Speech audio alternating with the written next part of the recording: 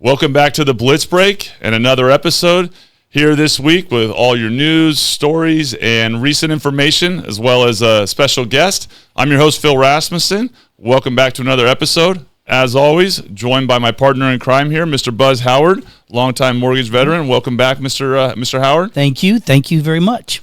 And we'll jump right in. We have a special guest, a reverse mortgage legend and icon in the mortgage industry, someone who is synonymous with reverse industry events, selling, and education.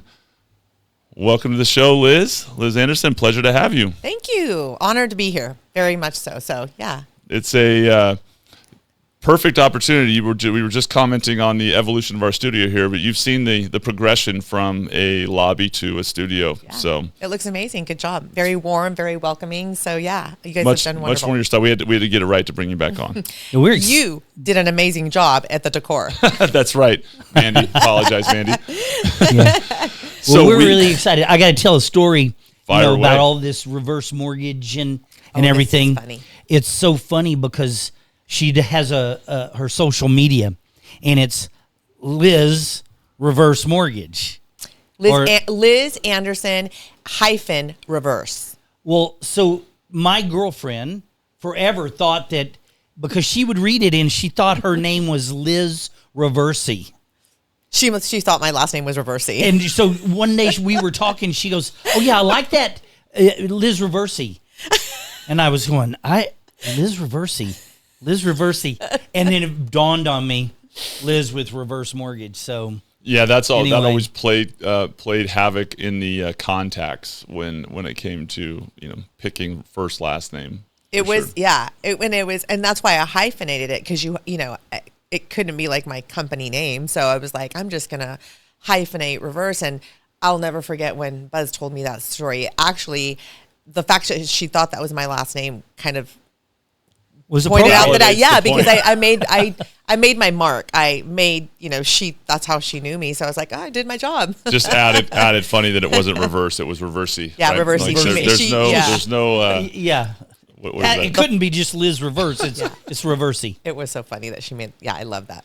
That's the definition of really niching out, setting a message that's consistent, and having people contact the experts. So right out of the gate, I mean, you've been in the business a long time. As long as we've known each other, you've been a reverse specialist. I did my best to bring you to every company that I've ever been at. Thank you. You didn't slap me in the face, no, but you never did. So I had to come find the same home as you. How did you first get into the mortgage business, for one, and then two, what brought you over to the reverse side and kind of set you on this path? Well, it's interesting because I failed horribly at math growing in high school and college, and so I never thought I'd be in the mortgage industry. But I was hired on at Big Value Mortgage in my 20s as a receptionist, and they hired me on. I used to be a bartender, so of course all of the mortgage people came in to had their after work cocktail, and a processor approached me that used to go in there all the time, her and her husband and their companies, and she said, "Hey, we are looking for a bilingual receptionist. Would you be interested?" And I said, "Sure, why not? I'll interview." So I interviewed, and it was only when there was only one branch. It was Big Valley. There was no other branches, and so I had interviews with two of the main people, management, and they hired me. And so I became a receptionist for about 3.5, 4 years. And then I said, you know what? I want to do something different. I want to grow in the company. And so what's super interesting is that Des Lenz and Penny McClure came on board at that time as a team, and they were doing traditional loans. And they said, would you like to interview with them for an assistant position? And I said, sure. And so moved up with them, and then took a little hiatus from mortgage, went into the title business development role. And then when the market crashed, so did I. I was a refi rep. So of course, that was gone. I was let go. And I came on as an assistant to another loan officer at Big Valley. And that was very short lived. And then Des approached me and he had an idea about bringing on a business development rep for reverse mortgage, which I really knew nothing about. But it was in the downturn of the market, and it was the same year that the reverse for purchase came into the market. And he had this really genius idea about going out and using the contacts that I had created in title, which were, I did have some realtors, but just teaching them, hey, the market is tough. How about I teach you something different and maybe you get one more transaction that year because it's a reverse for purchase. It's something that nobody else was doing. And not only that, I took a real big chance coming to reverse because it still had a really negative stigma. And I remember telling my parents what I was doing. And my dad's like, wait a minute, you're going to go to work for a company that doesn't have a mortgage payment? What kind of shady company are you working for?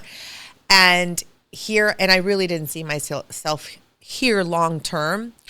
But I'm really happy that I stuck it out, that I fought through all of the challenges and all of the negative stigma that it had, because I tell you, my phone rings every single day and I don't know who people are, but I've done my job and I've worked hard at that. So, well, that time frame of 09 when you got in and were in reverse, I was still brokering. I know when we first met, and like you just touched on, the stigmas around reverse, I think, are really, they're not as prevalent today as they were before, but they still are very much an issue. And for the most part, people don't pay attention until it's relevant to them. So absolutely, despite the fact that there's been a lot of information out, but the reality is, and I imagine this is one of the reasons why your phone rings so much, is that people go through financial struggles, are always looking for ways to free up more cash flow monthly. And so the opportunity to do that is certainly something that I imagine you get a lot. For every phone call you get, or every loan you do, you probably get 100 phone calls, I would imagine. Absolutely. The numbers are very surprising, because I think that people have, if you're in the mortgage industry, when the heyday that we just had in 2020 and 2021, traditional loan officers were killing it, right? You guys were up 24 hours a day working. It was just, I think for a lot of people, it was miserable, but was it fruitful? Absolutely. But for us on the reverse mortgage side, probably for every 20 loans, maybe 15 loans that a traditional loan officer closes, it's one for us. The numbers are so, you can't even compare them.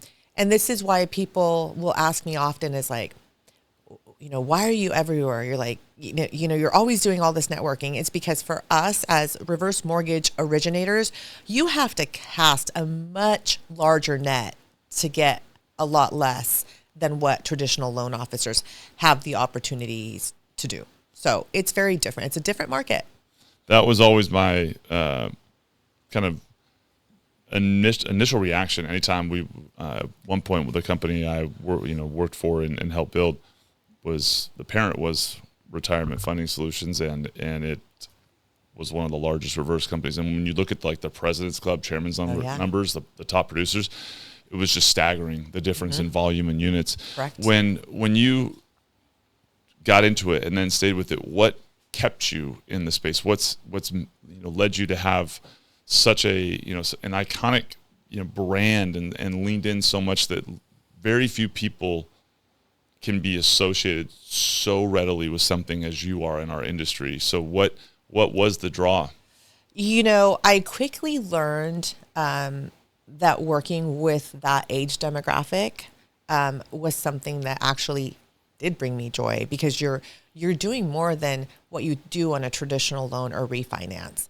As my parents have gotten older and I see the struggles and the challenges that they have had, I just had a warm place in my heart to be able to do the work that I do.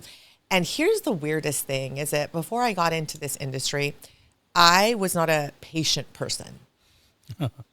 I'm a Latina. I'm still not patient. Yeah, So. but I think that, like my husband learned quickly. He would see me go from 0 to 100, and he'd be like, "Uh-oh, the Latina's coming out."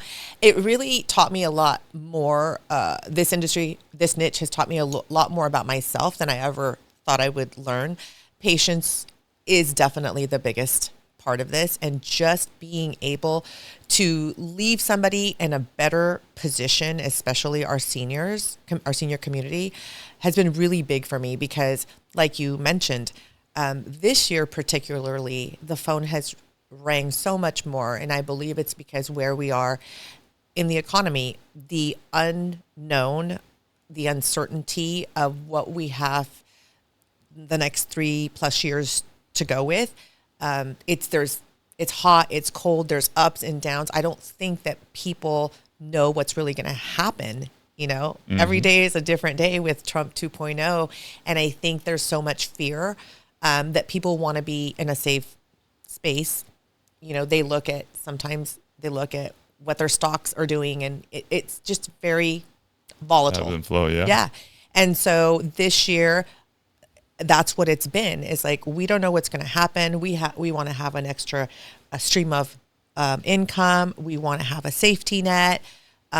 So it really has taught me, this is the people that I want to work with. And here's the other thing. It's not as fast paced as traditional lending, right? Yep. So you're not always having to close in 10 days, 18 days. You're going at their pace. And that works for me. The fact that you guys on the traditional lending side are always like, go, go, go with instant gratification. I always look at that when people on social media are posting, we closed in 10 days. And I'm like, that sounds like not fun. That's how long it takes me to get my first appointment booked. Yeah. I go, does it have to be that way? Does it really have to be that way? Because our industry has turned it so much into that. It's like, we used to close in 30 days. And that was like, it gave people time to do things. And now everybody's in a hurry, which is just the society that we're in, right? But for us on the reverse mortgage side, you call a client and you're ready to go to application, and they're like, oh, I got bunco today. I'll do it next week. Well, so for me, the slower pace has worked for me. I think the 30 days used to give everybody enough time to prepare. Yeah. And to get used to the idea that we really are moving, and we need to be prepared. But you've been doing this for 16 years, if my math is correct. Been doing this for 16 years. What do you think is the most, because you do a lot of presentations, what do you think is let's say the two most important things that every time you do a presentation, what is it that you try to get across and that people go, wow, I didn't know that? But I'll add, and what are some of the biggest incorrect assumptions or stigmas around it together? Oh, yeah. Yeah, those two. I mean, still literally every day, a couple calls that I got this week is like, okay, so, when the bank is going to own my home, and I'm like, no, you're the owner of your home when you do a reverse mortgage. You're on loan, you're on title. If 5 years down the road, you want to sell your home, you're not stuck with this loan. You just pay off the same equity that you owe as if it was a reverse or forward, right? I mean, that's at the end of the day, whatever you owe is what you repay, right? Plus interest and mortgage insurance that accrues on the balance. Yep. So they go, wait, what? I can sell my home? Yes, you can sell it, and whatever is left in equity you take with you. So that is the biggest misconception still to date, is that they think that they're not the owner of their own home when they Was there ever a point where that actually was true? Yes. Yeah. So that's what I think. Yes, it was. Yeah, it was when banks came in before FHA and HUD came in to oversee this loan. Is banks would create their own guidelines. Each one was different, and what would happen is that they would take out a reverse mortgage. They would use up all the equity, and then as soon as all the equity was gone, they'd say, "Okay, now you have to either start making payments, or we're going to take the house away." And so it just seems like so long ago that happened, but there isn't enough, and I get this from realtors all the time, there isn't enough education about reverse mortgage. There's not enough people like me going out to teach and helping them educate and helping them also use the tools to help them gain knowledge about, hey, a client can't live in this huge house anymore. What if you downsize them and use the reverse for purchase and get them to a better place? It's not only an opportunity for the client to live a better quality of life, but also you're the winner in the game because you knew about this product and you brought it to the table, and then you also were able to close a transaction because of it. So there's just not enough education. So that's one of the biggest misconceptions I get. That's the biggest. Now, your question was the stigmas or the incorrect assumptions. Well, that's got to be see the a lot of- biggest. That's got to be the pretty tight. biggest. I see a lot yeah. of times where families are afraid of, well, what happens if I owe more than what it's worth? Correct. Yep. So talk a little bit about that. There's no cross collateralization Yes. to other assets that the family has. Correct. So the home is the sole security for that loan. And that's because FHA and HUD stepped in. And let's go back to the misconception, because it used to be that the heirs would be responsible for any loss. Yeah. So that is another misconception. Glad you brought that up.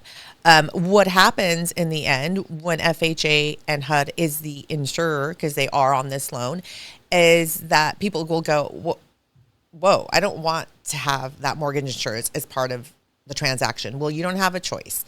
So what it does, and the way that I explain it to them, is it really is a good position to be in, because if in case that loan, let's say the borrowers live beyond their age tables and they get a reverse mortgage at a very young age, and they outlive those age tables, and at some point the balance of the loan is higher than the value of the home, there's going to be a shortfall there.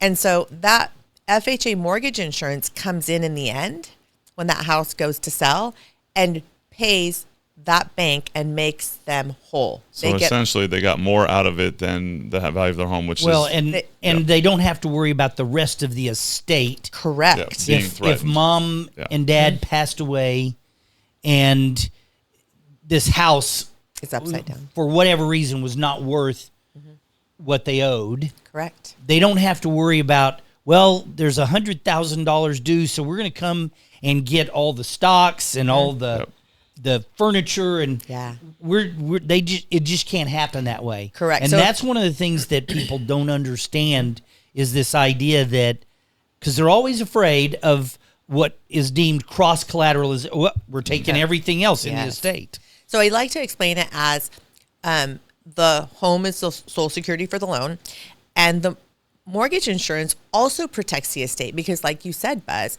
it doesn't touch anything else. Assets, if they have another home, a second home, if they have money in the bank, none of that is touched. So it protects the estate. And then last but not least, we talked about heirs and the shortfall. If there's a shortfall in the end, it protects the heirs. So there's 3 reasons that mortgage insurance is a really good thing to have in place with the reverse mortgage associated with HUD and FHA, which is the HECM and is the most widely used. And on that, I mean, there's a bunch of products. I always feel like you can almost, I'm sure you would attest to this, have a detailed discussion on all the different products, but the values of it. I mean, some of the things that I think people don't really think about is you have that, for one, right now, post-COVID inflation. There's part of why we've talked about it a lot more on the forward side is you have people who are already in what essentially is the lowest interest rate they could possibly have gotten in a house that they no longer now are as comfortable in their retirement kind of state with fixed income based on inflation. So it's affecting their ability to whether it's go on vacations or do certain things. And they look at it and they say, well, if I move payment wise, I'm not saving that much for a house that we want to live in. So they feel very much like they're kind of stuck. Correct. And the reverse options and the ways it can free up capital for paying for weddings, kids' colleges. Even like passing down generational wealth, Yes. right? Yep. For their children to be able to buy a house now, right? Using a reverse mortgage we've seen that used, and it's like, that's a really good use because people want to help their kids, especially millennials, that I think the age that people are buying houses is like 38 now. It used to be much lower, right? It's harder to save for that down payment. And most parents or grandparents want to help their family, their kids buy a house. So again, what a better way to use up equity without creating a financial obligation and using a reverse mortgage to do that. Well, there's some other Absolutely. tax implications also that are so much beneficial. One of the things, and I think that going back to the stigmas, is this idea that the heirs might be responsible for that debt. And so as a child of older parents, you would actually be negative on this. No, you don't want to do a reverse mortgage.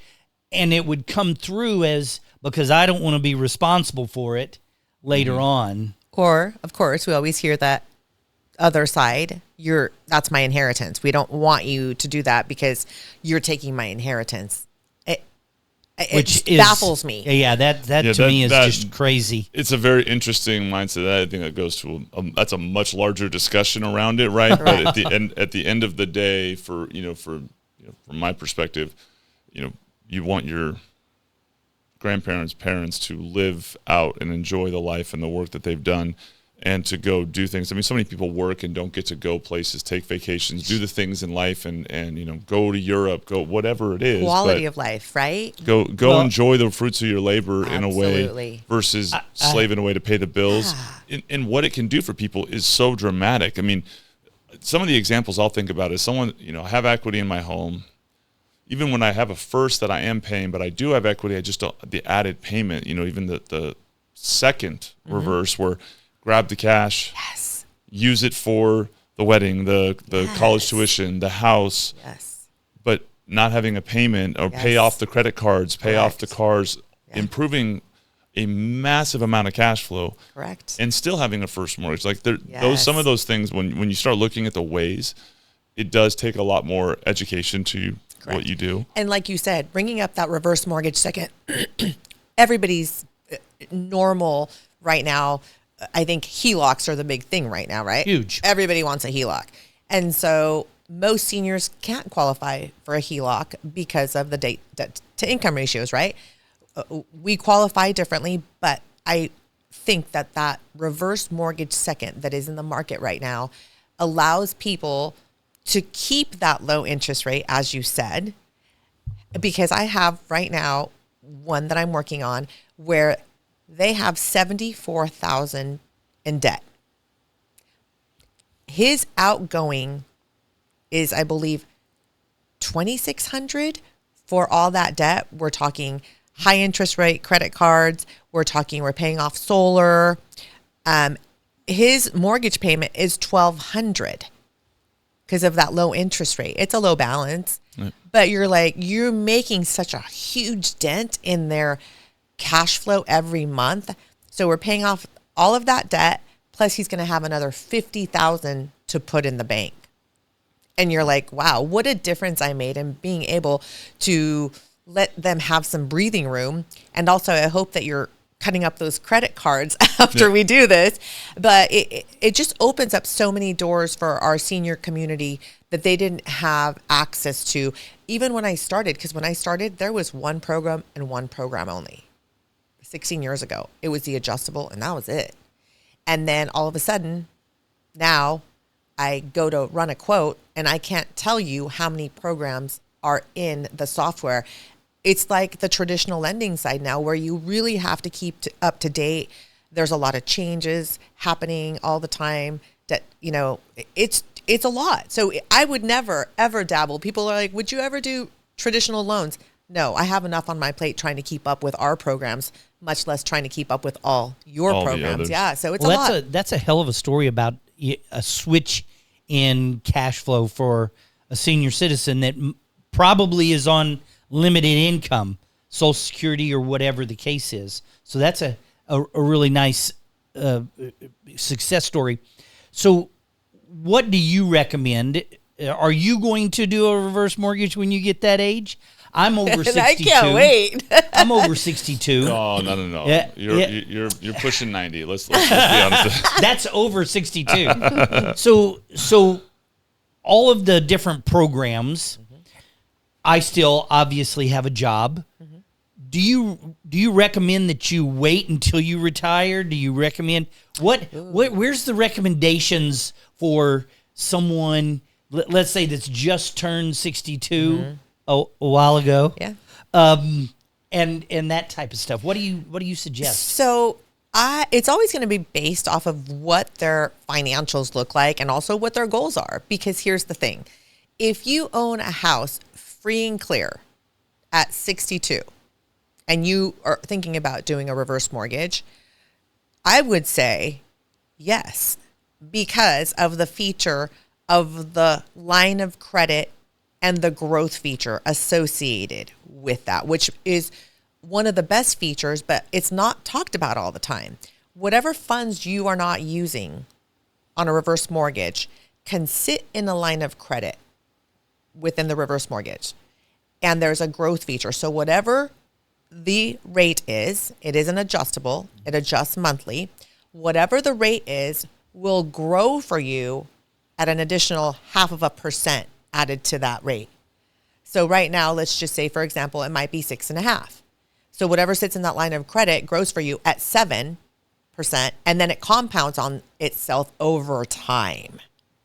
So when you are 80, you look at that bucket of money and it's grown leaps and bounds.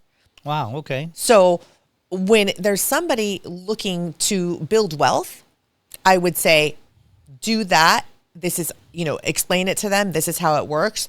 If you're not using those funds, you're not accruing interest or mortgage insurance on those funds. It's growth. So you basically take it out and take nothing out and just let it sit and be an investment tool. Oh, yeah. Because people usually need more money as they get older, whether it be for care, whether it be, car breaks down or fixing the house or anything like that. Mostly it's medical stuff. But, what if they wanted to use all that money in a bucket of money and buy an investment property with that and have additional income? Yeah. There's so many creative ways you can use it. So that would be one thing. Talk about people that don't own or owe any money on their property. I saw the last estimate that over 30 million people in the United States own their house free and clear. Yeah. Yep. Absolutely. So talking about that, most of them are of the age demographic that we're talking about here. It used to be, we have 12,000 people turning 62 years old every day now. It used to be 10,000 when I first started. Now it's upwards of 12,000. And we're finding that equity are in those people that are boomers. You talked about your parents' age demographic, right? And then now we're coming into my age demographic. And you asked, are we looking to do a reverse mortgage when we're able to? So you're going to find this very comical. When I met my husband, so he's a financial advisor. And I met him when I also started working at Reverse. That was my job, is to call on realtors and advisors. And I didn't realize how it would play in with financial advisors. But in the recession, everybody's 401k was a 201k, right? Sure. So why are you pulling money from the market when we need that to heal? And so using a reverse mortgage to use that extra bucket of money and letting that money sit in the market, I was like, okay, I get why I'm doing this now. But I found financial advisors to be very interesting. I had a hard time with them because they're so detailed. They're graphs, pie charts, all the things that I don't like. And let's just say they're different. They think differently. So when I started calling on them, I was like, I can't do this by myself. So I started having Des come with me. I'm like, these guys are like, I don't know. And always the person, it was just asking the weird questions. And I'm like, I haven't heard that one before. Well, then I meet my husband. Fast forward, I meet my husband. And we start chatting. Oh, what do you do for a living? What do you do for a living? So I go, what do you do for a living? He's like, I'm a financial advisor. And I'm like, ick. That's a good reaction to was lead like, to marriage right there. It was just weird. And then he goes, well, what do you do for a living? I'm like, oh, I specialize in reverse mortgage. And he's like, ugh. Like we were both, so turned off by each other's profession. And so he's like, okay, tell me about reverse mortgage. And so I started teaching him, and he's like, I don't believe that. That just seems too good to be true. I don't believe that. So I went in, we did a presentation at his office, him, all of the people that work there. And he was just like, this is like incredible. So asking, do we have it in our plan in the future to do it? Absolutely. Because do we want to have a second home? Yes. Do we want to travel? We love to travel. So yes, the quality of life that you get with having a tool like this in place can be really advantageous for retirement. And so, yes, we will. And I'm looking forward to that day. Yeah. But it's in our plan. It's in our plan. It's in our retirement plan. So yes, I will be. And to also add to that, my parents did a reverse mortgage after my dad told me to never work here in this, right? In this niche of the industry. And I want to share this with you because people will often ask me, well, what would you, if this was your parent, what would you do? Well, my parents did. And my parents used it in a very, very different way. And it was one of the first uses that were like, wow, we can do this. In the recession, my dad had always had rental properties, right? So his house he owned his house free and clear. I grew up in the town of Truckee, right up the hill. And he called me one day and he goes, I'm going to go drive around because there's so many bank-owned properties. I just want to go see what's out there. And I said, don't put a deposit on anything because everything in the traditional market had tightened up so much. And he was self-employed. So that made it even harder at that time. His tax returns, I already knew what they showed. And I said, you're just not going to be able to do anything. Just don't put anything down until you talk to me. So about 2 hours later, my sister calls me and she goes, Dad put a deposit down on a house. He wasn't pre-qualified with a traditional lender. So I'm going to say that realtor didn't do a good job. But so my dad calls me and he goes, I put a deposit down on a house. I go, yeah, I heard. So I go, send me over your tax returns. I'll have a traditional loan officer look at this. They look at it. They're like, absolutely not.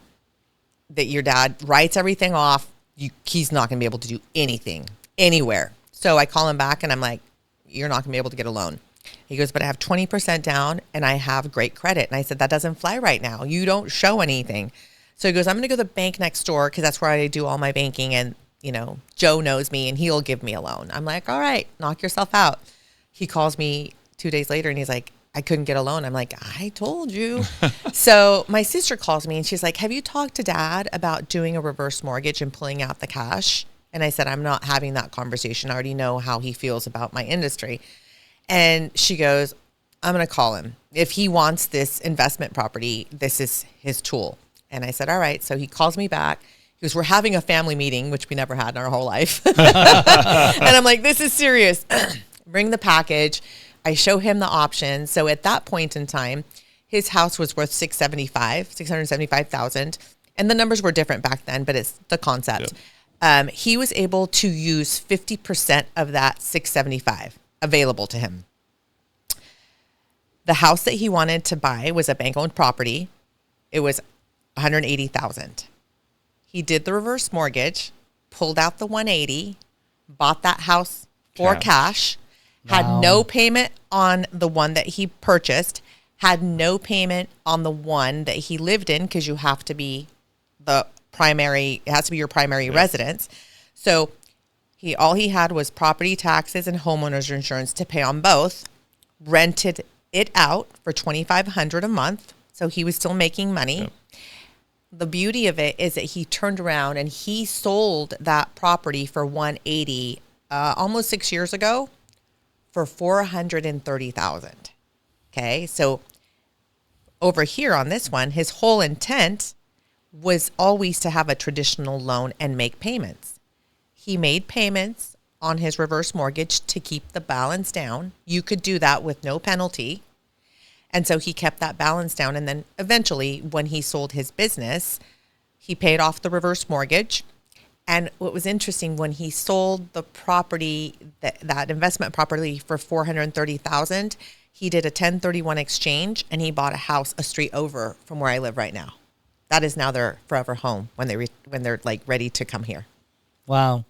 That's a way to leverage a program. Absolutely. That's a great success story. And people don't know that you can use it for so many different things. They still have this stigma about it's a last resort loan. So that example has the question that was burning in my head, and maybe this is it. So with people sitting on low interest rate first mortgages right now that either don't want to move because it's the right house or just struggle with it, the concept that has been kind of popping around my head as we've been talking too is, okay, if you take out your second, you have no payment on that, paying off, especially since credit card debt and expenses have skyrocketed for people due to inflation. So I have all these extra payments. Let's say, you got a $15,000 credit card balance. That's at least $500+ a month. Yep. Mm-hmm. You can go down the list of all those.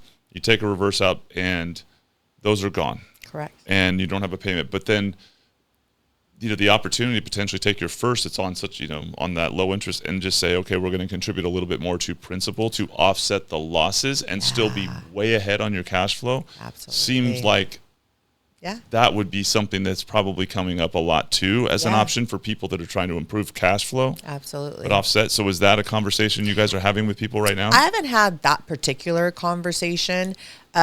Most of it is very fear driven. So very few are, if I see something, I say something. Hey, this may not work, but have you thought about this?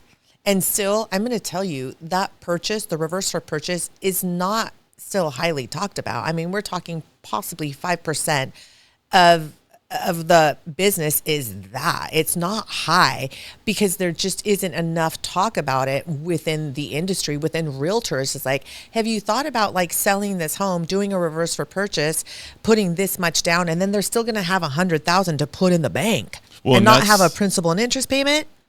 That's a solution. It's a no-brainer. Yeah. So is it primarily too that we say like the equity portion or how much money you have to put down that I think probably is the preventative for some people. They don't have enough to get the down payment. But so what is that number? Like if they is there a number where like realtors that are watching this, if you have a client who has potentially this much equity, not dollar, but like percentage of the home they might buy so they sell, what's the percentage in equity to potentially put down that would say, hey, you should be considering this with this person? Well, that's a tough question because it's a sliding scale based off of age. Based off of age, okay. Yeah. So like right now, since we're in a very, what we call a high rate environment, I mean, let's just face it, it's not high, it's what it is. Higher than what we were grown, very naturally accustomed to. Correct, right? So right now, an 80-year-old, whatever purchase price they want to buy, so let's say it's $600,000, they're going to come in with about 50% of that purchase price as they're down and not have a principal and interest payment. Okay. So as you get younger, that down payment gets bigger over, as the down payment, because the older you are, the more they lend because of the life expectancy tables are going to be less. Yep. So it's interesting if rates go down, hopefully we're going to see that maybe, who knows? But as rates go down, then that down payment becomes less. Because rate plays it's correlated. Rate plays a role in that. Age plays a role, rate plays a role, and of course, values play a role. So that's how you get the calculation. You plug that all in, and it's going to give you the number you need. Yeah. That's a great point. Well, I know that you have a hard stop, that you have to go. You have another meeting. I do. You're sponsoring. I do. Part of that is like being out there, connecting, giving back to our real estate community and our community in general. So yeah, I apologize. Well, this has been fantastic. I know that I've been speaking to Des for several years about doing a reverse mortgage. It's definitely one of my plans moving forward. Good.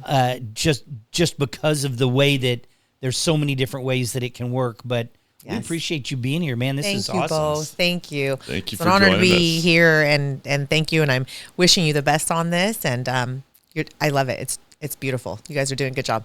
Thank you. Thank you for being here. Thank That's you. high accolades coming from you. So Aw, we appreciate it. Thank you very Good much. luck at your meeting today. Thank you. Doing I what you appreciate that. do best. I do. Thank you. Man, as far as somebody who's a specialist, someone who's synonymous with a particular thing or product, and someone who's just connected and knowledgeable, Liz is, as definitively a perfect picture, example of doing something and doing it at a high level that you are so incredibly connected to. Man, that you piece. can't go anywhere in this industry without running into Liz and seeing and meeting people that she already has influence over. I started at Big Valley about the time that she came on to reverse mortgage. And I'm going to tell you, there's not anybody that's not been more dedicated to this market, whether it's out there doing events, sponsorships, education, visitations. She's just everywhere. And in line with what we're doing here, she does a tremendous amount of social media. Yeah, that product and the amount of networking and the amount of leads and the amount of conversations and the amount of education that you have to do to result in, the equation of how many transactions is so much more of that. The real message to me whenever I look at what she does is if you take forward originators that are doing, and they devoted to the same level of commitment to that aspect of the sales cycle and relationship development and education, the Involvement. return, involvement, and Just being involved so much in their career. Well, and I think the hard part for a lot of people is the whole niche specialist piece, and within the forward, there's a lot of overlap there, right? So more of a space, but that goes to why it's so important to lean into who you are as a person and create relationships and connection where that aspect jumps out, and just definitely I think for most of us, since we all trend kind of one way or another, the salespeople with maybe less education, and then those that are really knowledgeable, just not networking. She's the blend of both. It's such an amazing thing. Every time I talk to her, She's just fearless. Yes, and I think that's super sweet and nice, it's part of. I think a lot of salespeople, they have their normal group of people that they have influence over, people that send them business. But they seem to be afraid of going out and continue to expand on that, to have influence on more and more people. And what I see with her is she just, like I said, fearless comes to mind because she's involved in everything. And it's not like she's not focused. She's very focused. Yep. But involved in, like I said, all the different aspects of the industry, education, networking, everything. She's a monster in the industry. Well, and I think she can teach a forward originators a lesson too of, look, you have to go into it with the recognition that instant gratification or instant results is not really how you carve out long-term success. When you get it, it's a product of doing those right things repetitively and getting lucky, right? And you get lucky by being in the place that you're supposed to be at the right time.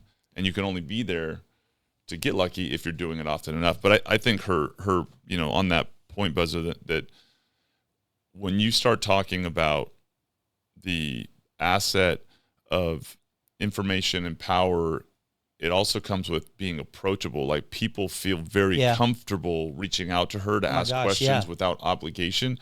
And therefore that builds the relationship, and she has something of value to offer that leads to those phone conversations. So, I met her in the business. I had been originating and running a couple small, broker shops with, my kind of original guy, Sean Villegas, and she was out doing what she did when I didn't, really have any knowledge at that point of the reverse product. And, here she is, and 16 years later, and I, still see her out doing the same thing. And you go, that is it's really, really, such a great, from my perspective, example of what everybody should commit to. But, what I think is good is, for us to pivot now that we've got a few minutes for us, I think market conditions and updates that are going on.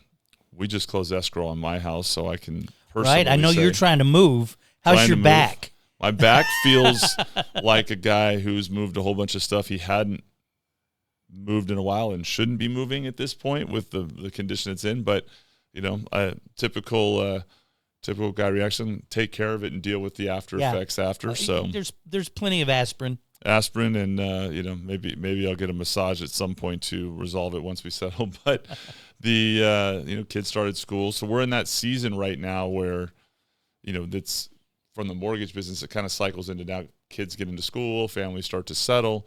Glad we got it done, although we closed the same day, first day of school for the kids. So you want to talk about a wild 24 hours. Yeah, you've had a pretty busy last couple of weeks, on and off and trying to close. Definitely a lot of the things we've talked about, we've gone through, you get into contract, fall out. But you and I have been, talking a lot, and as we bring on guests, I think the narrative we keep having in the industry surrounding the expectation of rates dropping, the Fed movement, all this stuff that's happening.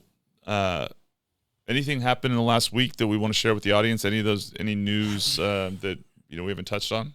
Well, we talked a little bit last week about one of the things that happened. The BLS report, which is Bureau of Labor Statistics, came out with job creation, much lower than everybody had anticipated. Matter of fact, so much so that we talked a little bit about Trump and his administration looking at the Bureau of Labor Statistics. The numbers have been so wild. He goes in and he fires the lady that was running the show. They've found a new director. I believe his name is Antoni. He's an economist. He's been with the Heritage Foundation for a long time. But the problem is, or I guess the good news is, that anytime there's something bad for the economy, tends to be good for interest rates. That's right. So over the last 10 basic trading days, we've seen a what we would consider a reduction in our interest rates. We call it a market rally. And so we've seen this market rally, and it's sustained itself now for about 10 days. The market did well, and then it's been kind of flat. And so even this week, there was more stuff that came from the BLS, the Bureau of Labor Statistics. We call it the CPI, or Consumer Price Index, the PPI, which is Producer Price Index. So that number looks at the two different groups. One, consumers, things that we're buying. There's 8 different categories, but it looks at everything that we're buying: used cars, everything, refrigerators. So as a consumer, how has it increased? And then for the producers, the people that make that stuff, what is their increase in cost? So this week we've seen more reports. Most of these reports have been kind of as anticipated. So we're kind of in this sideways trending, but these levels are pretty much the best we've seen all year. Matter of fact, going all the way back to last October. So that's kind of where we are right now with this sideways market, not really seeing us break out of this range that we're trading in. Yeah, and we know at some point we'll see some moves that move the needle, and to the homeowners that have always tried to time the market, if you look at the people that bought 6-8 months ago, we're in positions, we're having conversations, our people are getting them set up to be able to refinance when those moves occur, and inventory levels and resales are interesting. I know it's still wild as we look. The inventory in the areas we look is still really scarce. But my personal kind of view on how people analyze the data as a consumer and loan officers and realtors is that there is a lack of anticipation and understanding of how the evolution is happening. So leading into the Fed meetings and what's going on may already be built in. Therefore, the reactions that we get are counter. But all that leads back to, I think, one of the the advice that I always give people is don't try to time the economy and interest rates in terms of your home buying. Find the home that you want, get there, and then a good originator, a good mortgage advisor is going to take care of you when the opportunity to save money is. Yeah, it's been that story for 2 or 3 years now. I remember as we were going through 23, everybody was saying, you know what, these rates are going to come down in 24. We're going to be good. We get to 24, and they didn't come down all year. And everybody was saying, just wait till 25. They're going to come down. And we got to 25, and they really haven't come down in the fashion that we were hoping for. Right now, like I said, we're trading in our best spot. Do we think it's going to get less? Yeah, at some point, they keep talking about the Feds are going to lower the interest rates. The Fed future dot matrix now is saying that pretty much assured that they're going to lower rates at least another 25 to 50 basis points. Summary then even saying 75 basis points before the end of the year. But as some of us have discussed, that's already kind of been factored in. Interest rates for us are very, very forward. If you think something's going to happen, it's already trading there. It's not something that lags behind the market. So it's probably already factored in. So we will see some lower Fed rates, but who knows on the long-term interest rates that we do. And I think that you're right. You almost have to say, look, rates are what rates are. Nobody knows. We've been predicting lower rates for at least 3 years since the end of 22. And they've just not materialized. And so I think that while we're seeing a little bit better, and it may be very slightly, slow to get better, I do believe that you have to just go for it. If it's the house you love, if it's in the right area and you can afford it, it's the thing to do. You can refinance at any point when the rates are in position, as long as your situation from an employment and income perspective hasn't, materially changed. But also the competition to purchase that home has a much more favorable environment when you don't have a flood. And I think the thing that a lot of people that have been sitting on the sidelines are going to realize is that when there is a noticeable move, that it's going to go back to an incredibly seller favorable market with offers out and whatever you think you're saving, you're going to end up spending more. And so that's the reality of it. This is how it always works. So once you have the house and you've got it at a good price, the interest rate becomes the thing that you can capitalize on. So I think we're in that situation. There's so many other variables that people choose, when it comes to happiness in a home or raising a family or living, whether it's school districts or, proximity and location to parks and, activities, freeways, whatever the name is. But one of the kind of trending questions and coming up on anniversary for me is restaurants and lifestyle things. So one of the questions to ask that I wanted to ask you and ask the audience comment with your recommendations or your preferences, but best restaurants for date night, best restaurant to take the spouse, the girlfriend, husband, boyfriend, whatever.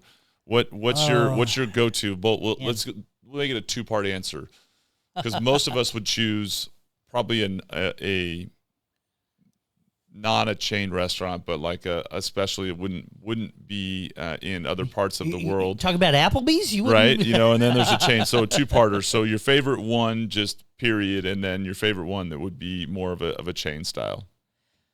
Oh, a long time ago, I moved to downtown Sacramento for a couple of reasons. One, I like the energy.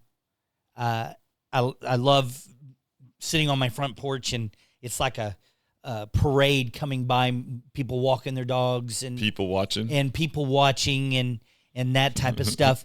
One of the things that I love about downtown is there is truly a large group of really nice restaurants.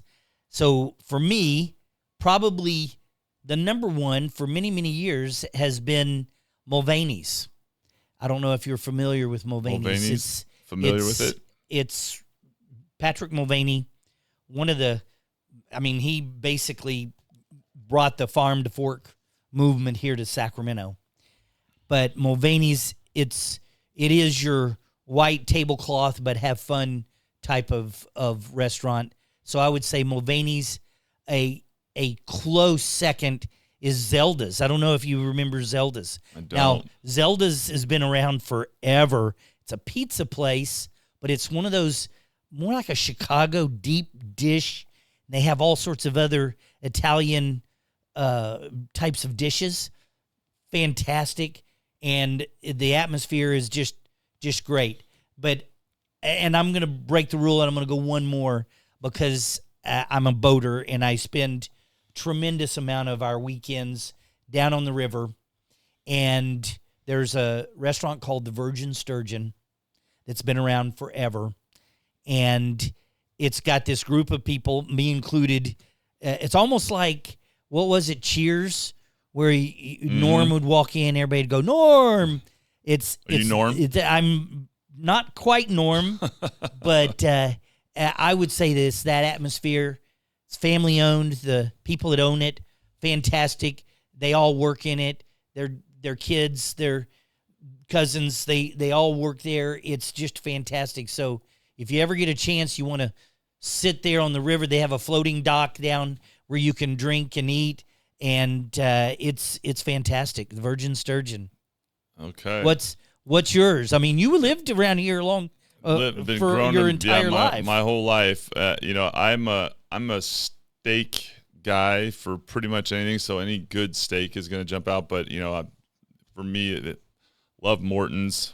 Yeah. And my wife is generally a meat person. Matter of fact, on our first date, we were at Islands over here in Roseville. Islands, okay. And before we went to see a movie, and I remember asking her what she liked, and her answer was meat, and I was like, "Oh, that's okay." So I guess steakhouses work. We laugh about that all the time. But Morton's, Ruth Chris is probably from a chain perspective. That would be my answer. Would be on the chain that would be known. Ruth Chris is, to me, you can't really beat them. Morton's has been a go-to locally, but love Paul Martin's down here in Roseville. There's for sure, to me, on the chain side, I think Ruth Chris is kind of the apex. I saw absolutely. The other day a comparison between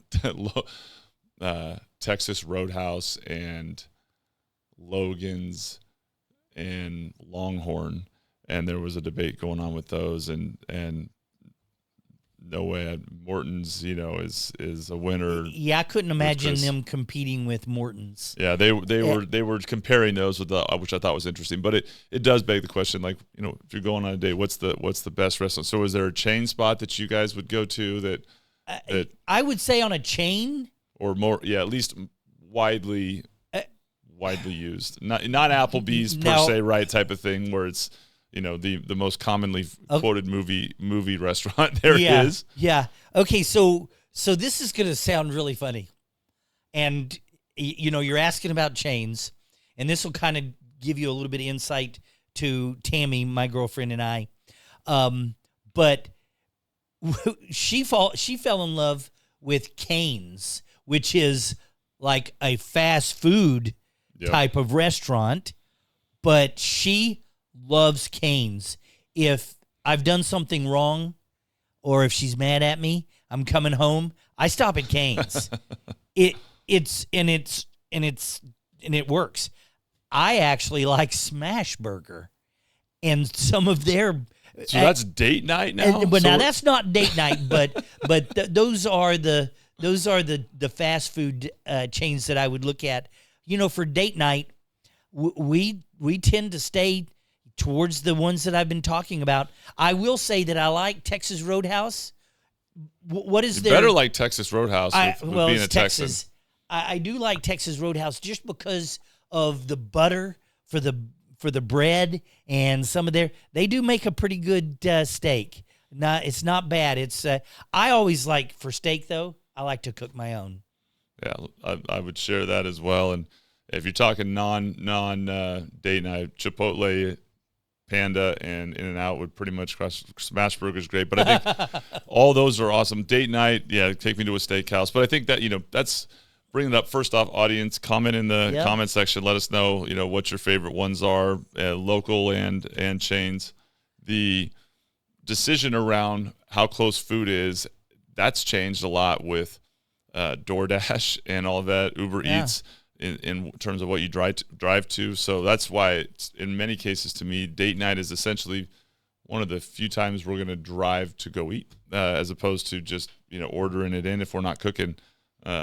So I think it's one of those things that everybody evaluates when they're making decisions, schools, Absolutely. Restaurants, but how close are you to your favorite restaurants and your favorite activities? Favorite things to do and proximity. So looking forward to, we'll have some more great guests next week. Really glad that we were able to get Liz on. I think from the standpoint of the need and the timing, I think that's a product that, again, we've talked a lot about reaching out to customers as education, highlighting situations because people are always struggling with, budgets and managing the changing economy. So, really grateful she was here. And well, I would have never earlier in my life. You don't think, oh gosh, I'll be over 60, but when I turned 60 and I started looking at the horizon for retirement, it just makes so much sense. And there's so many ways to structure that deal. And it was really funny because earlier this week, Liz emailed me and said, "Hey, I know some people that should be on your podcast." And I immediately turned to you and I said, I did. I sent you an email. And I said, we should have Liz talking about reverse mortgages. Absolutely. So I'm glad she showed up. She always shows up. She's wherever you go, she's there. And we've got some great guests coming up. We do, and I think we talked a lot about the education of the reverse, but I think the thing that I would say about Liz beyond the knowledge and the education is because she is so visible and so present. That is the message I would call me a broken record on with loan officers, with real estate agents, on being present, being visible, being the first thing that pops in the head when someone has a need or a question. And she has the old school hand-to-hand connection thing dialed, and she's got great social media. So if you haven't, check her out. And again, well, it's like our other guest star, Julie, always talks about consistency, and that's Liz, without a doubt, and a willingness to help and provide value in any way with knowledge. So this week has been a crazy week on my end. I am living and breathing what we do for our clients, our customers, our borrowers. Yeah. And you've been through it. Been through it. I'll be doing more of that moving this weekend, but certainly from a education and conversation perspective, looking forward to furthering our dialogue around the sales and marketing strategies that are out there right now, and most importantly, opportunity. I think we'll end with this topic here. It is leaning and trending. You can see all the pieces setting up for what will not be a slow pop. It's always a very fast, sudden kind of feeling in our business, because as soon as rates move, so many people think alike. The question that I am talking to a lot of, whether it's people that are, exploring moving to our company or trying to solve for things in the future, it's setting up for scale, being positioned to grab it. You've ground through what's been a very different market than pre and COVID driven volume levels. So now the payoff is to be able to capitalize on that. But if you're not in a position to actually execute it, communicate with your database and your customers, then you potentially miss out on all that upside, since the market share that is now available based on the number of real estate agents and mortgage professionals that have exited. So scale and creating resources with a still what is a balance in management and use of technology, AI for efficiency and communication, and blending that into the human. So I think the number one challenge in front of loan officers and real estate agents is also the single greatest opportunity, which is to capitalize on what you've done. So anytime you're in a tough market, it creates opportunity on the other side.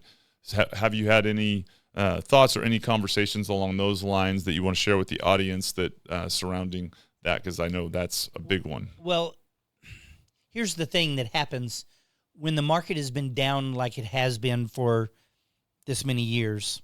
What happens is you start thinking with a mindset of scarcity, and you start contracting, and you gravitate towards, well, I have to do this to be able to live. And that scarcity, you go to a company that, all I need is I need a big commission. I don't need a bunch of support or anything, so strip it out. I don't need all of that, and you're trying to maximize every single dollar. The problem is, just like you're saying, scale comes into problem later, because now you've been operating from this scarcity standpoint for so long that you've jettisoned your thought or your thought process of needing stripping out costs everywhere you can, understandably now. Now you don't have the support and the structure to be able to, at that point, take advantage. And so that's one of the things that you and I have been building, is that structure and that support, so that a lot of these people that we're talking about, that's exactly why they're interested in being with us, is because we have given them the support and the process to where you can scale up. Yeah, I think that's what we're working on it. I think every company's in that position. The conversation I hear a lot that I think this is what I want to share with the audience. If you have succeeded and you do want to capitalize, if you are able to look at your business and worry that if you were to double overnight, could you handle it? Could your team handle it? Where would the breaks in the system be? If you had an opportunity to triple, essentially overnight, your leads and inbound, applications or potential listings, how does that work? And I think you can see a really interesting conversation happening throughout real estate and mortgage of people that are analyzing and preparing and positioning the chess pieces to be ready for it, and then those that are not looking that far ahead. So to me, the advice I have to people is, if you are aware that you can't handle that, it's coming, but it won't be such a slow thing that it's going to hit you overnight. And then it becomes very difficult to in reactionary mode solve for, because one, everybody's competing now for resources that are in super high demand. So my advice is really for people to be investing in all the stuff we're talking about, not again to remove yourself from the equation. Invest in it to figure out how to make more time for you to leverage what makes you unique and still have quality of life. Absolutely, and capitalize it. I mean, if you have sustained, why would you not want to triple up your production because the demand suddenly exists, and be limited based on your ability to communicate because the tools are out there? So that's my advice to people out there, is just be looking at the scale and creating the opportunity now to grab it, because when it hits overnight, if you're in a position to move this chess piece and that chess piece and then handle the volume efficiently with the quality of service, and you will run laps around what is now a very different market than it was 5 years ago. Over the last 40 years, and it's crazy to say, been doing this for 40 years, I've seen this over and over, and you're exactly right. I could write on the wall how many people have told me during those times that they actually say, I'm getting so many calls, I'm losing more business than I'm doing. And they kind of are proud about that. I'm turning away more business. And my immediate thought is, wow, your brain is working in the wrong direction. You should be saying, how can I capitalize on all of the businesses coming to me and still be able to function? And maintaining the balance and the quality of life. And that's the hard part, is that there's no solution for that. So there's a point you have to cut off. Some of the best producers I know are very disciplined about their time and managing, but they're building in the efficiencies that allow them to grab more. So that thinking usually comes from a lack of solutions to create more, or just maybe a lack of ability to see how to change it. And that it happens with everyone. But I always say, it's always better to be stressed because you're busy than stressed because you're not. And we are certainly building that. And that's what the primary conversation that we're having on the Blitz Break every week is, what's going on in the world, but also what can allow you as a professional to succeed and where everybody's coming from. So this was a great episode this week. I am glad we got it in. Yeah. And we're sitting too close to each other. I don't like sitting this close to you, so I'm going to have to deal with that. But that's it for this week. Thanks again, Mr. Howard here. And it was great. It was good to see Liz. Gonna be another busy week next week. It will be lots more to talk about. So I'm going to wrap us here and try to find my Zoom shot and say thank you for tuning in to this week's episode. Again, comment in. Let us know, what are your favorite restaurants for a date, favorite chains to go to, since Buzz took us in a couple directions. But let's get a debate going here on which ones are there, and what restaurant would you specifically look to live close to that's that good? Like I know I use DoorDash as a guide if I'm looking in areas. I want to make sure DoorDash is going to show me the restaurants. So let us know in the comments. Thanks for tuning in. We'll be back with you next week. I'm your host, Phil Rasmussen, and that's this week's Blitz Break. Have a great week. Bye-bye. In and out. It's got to be in and out.